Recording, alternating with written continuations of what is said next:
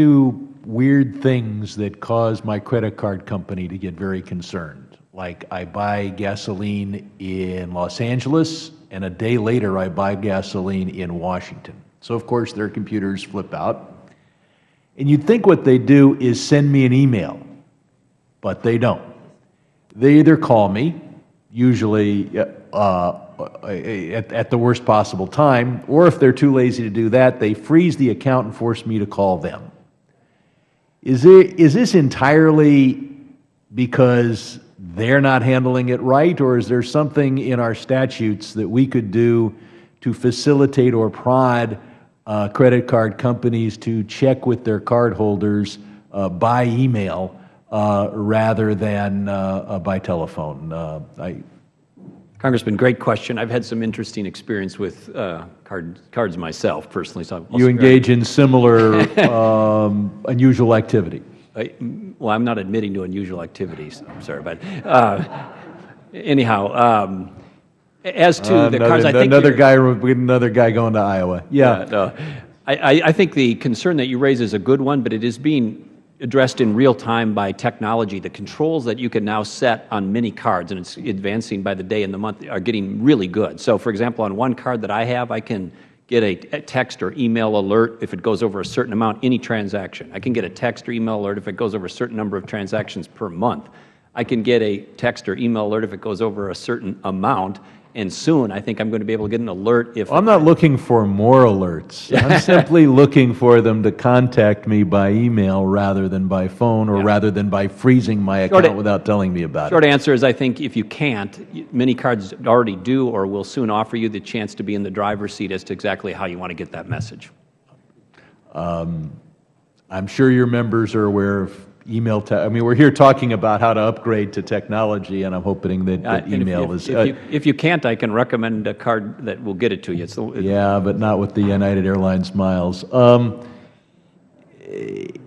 Basic economic theory is that you apply liability against the entity that should be investing in safety measures, so that you get that entity to spend the appropriate amount of money on safety measures. Retailers ought to be spending more on safety to protect consumers and to protect the entire business system from the extraordinary costs that happen every time somebody hacks into one of these accounts. But retailers face no liability except the reputational liability, which Ms. Moy referenced.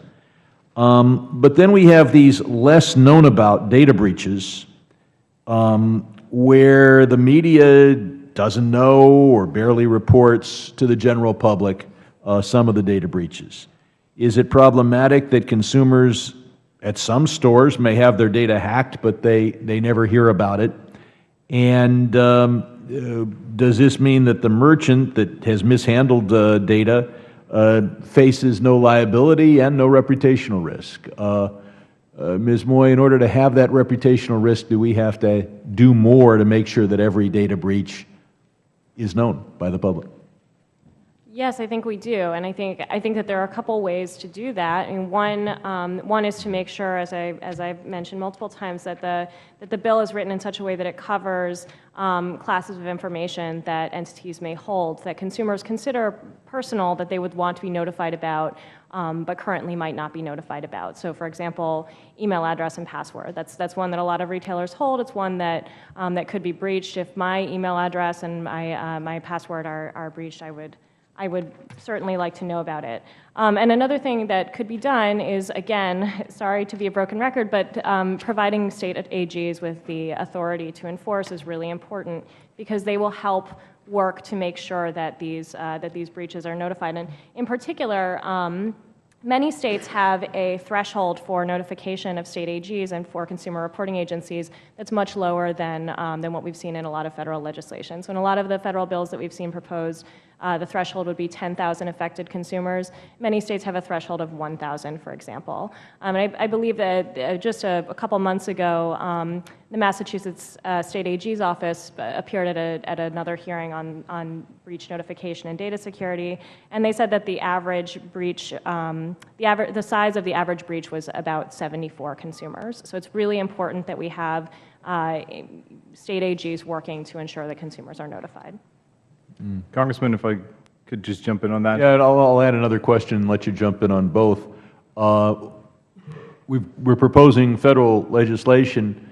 Is the work of the state AGs and the states enough to prod retailers to spend enough on safety?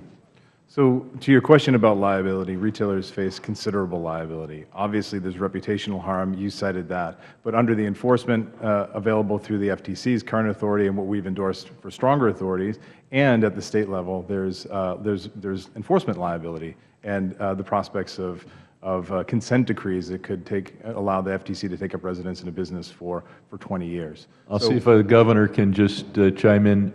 Do the retailers face enough reputational and financial liability to spend enough on safety, or do we need to do more? Congressman, I would respond with a rhetorical question. How's the current system working?